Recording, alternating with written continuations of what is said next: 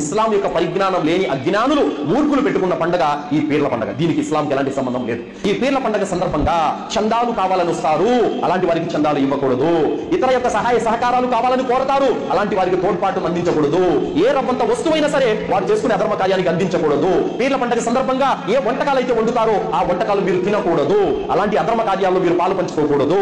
ఏ పీర్ల పండుగ అయితే వీళ్ళు నిర్వహిస్తున్నారో అది షిర్కుతో కూడినటువంటి పండుగ, అది బిదాతో కూడినటువంటి పండుగ, అది వృధా ఖర్చులతో కూడినటువంటి పండుగ, శైతానుకు వాళ్ళు ఆజ్యం పోస్తున్నటువంటి పండుగ, శైతానును అనుసరిస్తున్నటువంటి పండుగ. కావున ఖురాన్ హదీసు అనుసరించే నికారసైన ఏ ముస్లిం కూడా ఇలాంటి పీర్ల పండుగకు సహకరించకూడదు, పాల్గొనకూడదు, దీన్ని పండుగలా కూడా భావించకూడదు. మనుషులు తమ స్వహస్తాలతో చెక్కుకున్న శిలలను కాదు పూజించాల్సింది.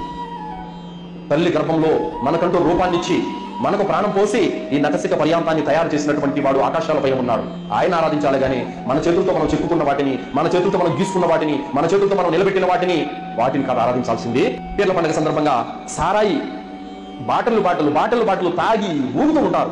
ఇస్లాము సారాయిని హరాం చేసింది, అలాగే ఇస్లాం మ్యూజిక్ ను కూడా హరాం చేసింది. కానీ ఇక్కడ పీర్ల పండుగ సందర్భంగా గానా బజానా ఏ విధంగా నిర్వహిస్తారంటే వాటి కోసమే లక్షలు ఖర్చు పెడతారు.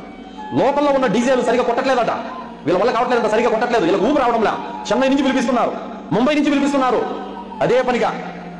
మరియు ఎగరటానికి డాన్స్ వేయడానికి వాళ్ళు సరిపోవట్లేదంట. మేము ఒక గ్రామానికి వెళ్ళాం మన ఫీల్డ్ వర్క్కి. ఏంటా పీర్ల పండుగ ఈసారి కూడా చేస్తున్నారంటే, చేస్తున్నారు. కోయేట్ నుంచి అదే పనిగా డబ్బులు రాబట్టారు 10 లక్షల రూపాయలు. ఈసారి హిజ్రాలను కూడా పిలిపిస్తున్నారంట డాన్స్ వేయడానికి. అస్తగ్ఫిరుల్లాహ్. శైతాను సోదరులారా ఏం చేస్తున్నారో ఒకసారి ఆలోచించండి. ఏ కార్యాలనైతే ఇస్లాం ధర్మం హరాం చేసిందో అలాంటి హరాం పనులలో మీరు మునిగి తేలుతూ ఇది దైవ కార్యం అని మీరెలా భావిస్తున్నారు? ఇది దైవ కార్యం ఎంత మాత్రం కాదు, శైతాన్ కార్యం ఇది. ఈ పండుగలు మీరు చేసుకుంటున్నందుకు రవ్వంత పుణ్యం కూడా మీకు రాదు కదా, పాపాన్ని మీరు మూటగట్టుకుంటున్నారు. పవిత్రమైనటువంటి ఇస్లాం ధర్మానికి శైతాన్ కార్యాలను తీసుకొచ్చి మీరు అంటగడుతున్నారు. పవిత్రమైనటువంటి ఇస్లాం ధర్మానికి శైతాన్ యొక్క కార్యాలను తీసుకొచ్చి మీరు ఇది కూడా ఇస్లామేనని చెప్పేసి మీరు ఆపాదిస్తున్నారు. అల్లాహ్ దగ్గర రేపు కఠినంగా మీరు శిక్షించబడతారు సోదరులారా. పీర్ల పండుగ అనేది ఇస్లాం కాదు, ఖురాన్ నుండి ఎలాంటి యొక్క దలీల్ లేదు, హదీసు నుండి దలీల్ లేదు, సహాబాలు చేయలేదు, తాబయిలు చేయలేదు, తాబయిలు కూడా చేయలేదు. నేటి కూడా ఖురాన్ హదీసు జ్ఞానం కలిగిన ఏ ముస్లిం దాని జోలు కూడా వెళ్ళడు. ఏ మాత్రం రవ్వంత ఇస్లాం పరిజ్ఞానం లేని అజ్ఞానపు ముస్లింలు అనబడే వాళ్ళు మాత్రమే దీన్ని చేసుకుంటారు. మనలాంటి వాళ్ళు దీన్ని ఎట్టి పరిస్థితుల్లో ప్రోత్సహించకూడదు, చెయ్యి పెట్టి ఆపాల్సినటువంటి అవసరం ఎంతైనా ఉంది సోదరులారా. ఈ పీర్ల పండుగ అనేది ఒక దుష్ట కార్యం, పీర్ల పండుగ అనేది ఒక శైతాన్ యొక్క కార్యం, ఒక బిదాత్ కార్యం, ఒక షిర్కు కార్యం. దీన్ని ఆపాల్సినటువంటి అవసరం ఖురాన్ హదీసు జ్ఞానం కలిగిన ప్రతి ముస్లిం మీద కూడా ఉంది సోదరులారా. కాబట్టి ఈ యొక్క మలినాన్ని ప్రతి గ్రామం నుండి, ప్రతి పట్టణం నుండి, ప్రతి వీధి నుండి, ప్రతి వాడ నుండి దీన్ని తుడిచిపెట్టాల్సినటువంటి అవసరం ఎంతైనా ఉంది సోదరులారా.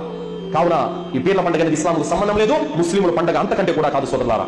ఏమండి ఈ పీర్ల పండుగ మేము చేయట్లేదు, మా మౌలానా గారు చెప్పినప్పటి నుంచి మేము మారిపోయాము, మేము ఈ పీర్ల పండుగలు గట్రా చేయట్లేదు, మా ఊళ్ళో హిందువులు ఉన్నారు వాళ్ళు చేసుకుంటున్నారు. మరి హిందువులు ఎందుకు చేస్తున్నారు ఈ పండుగ? వాళ్ళకేంటి సంబంధం అంటే వాళ్ళ పండుగలను ఇది పోలి ఉంది కాబట్టి చేస్తున్నారు వాళ్ళు. అంటే వాళ్ళ పండుగలకు ఏవైతే అధర్మ కార్యాలు వాళ్ళు చేస్తారో అక్కడ ముక్క చుక్క, ఇక్కడ కూడా ముక్క చుక్కే, ఆడ గాన బజానా, ఇక్కడ కూడా గాన బజానే, మొత్తం వాళ్ళ సాంప్రదాయాలే వాళ్ళ ఆచారాలే ఇక్కడ ఉండేది. అందుకు వాళ్ళు కలుస్తున్నారు. అదే మీరు ఏమండి మస్జిద్కు నమాజ్ పోదాం రండి అని పిలిచండి, వస్తారేమో? రారు.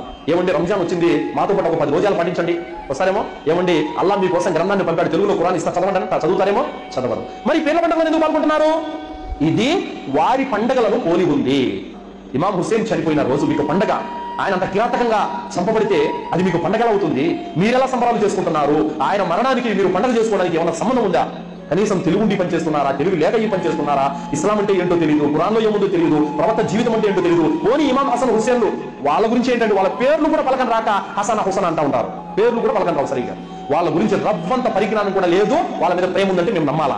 అల్లాహ్ ధర్మాన్ని పక్కన పెట్టి తాత ముత్తాతల సాంప్రదాయాలు, తాత ముత్తాతల యొక్క ఆచారాలు, తాత ముత్తాతల యొక్క పద్ధతులు అని పలికే ముస్లిములారా, తీర్పు దినం రోజున మీ కర్మల హిసాబు చేసేది అల్లాహ్ నా మీ తాత ముత్తాతల? ఎవరు? రేపు మీరు చేసినటువంటి పాపాల కారణంగా నరకానికి పంపించేది అల్లాహ్ నా మీ తాత ముత్తాతల? మీరు చేసుకున్నటువంటి పుణ్యాల కారణంగా, సత్కర్మల కారణంగా రేపు స్వర్గాన్ని ఇచ్చేది అల్లాహ్ నా మీ తాత ముత్తాతల? ఎవరి చేతిలో ఉంది? ఇహలోకము పరలోకము రెండు ఎవరి ఆధీనంలో ఉన్నాయి? మీ తాత ముత్తాతల ఆధీనంలో ఉన్నాయా? అల్లాహ్ ఆధీనంలో ఉన్నాయా? అల్లాహ్ ఆధీనంలో ఉన్నాయి. కావున సాంప్రదాయాలేమో ఆచారాలేమో మీ తాత ముత్తాతలు చెప్పినట్టు చేస్తారు, స్వర్గం మాత్రం అల్లాహ్ ఇవ్వాలి. ఇదేంటి? అల్లాహ్ చెప్పినట్టు వింటేనే మీకు స్వర్గం, అల్లాహ్ చెప్పినట్టు మీరు పాటిస్తేనే మీకు సాఫల్యం. తాత ముత్తాతల సాంప్రదాయాలను నిద్రలేచినప్పటి నుంచి పాటిస్తూ చచ్చిపోతే మాకు మాత్రం స్వర్గం ఇచ్చేది అల్లాహ్ అంటే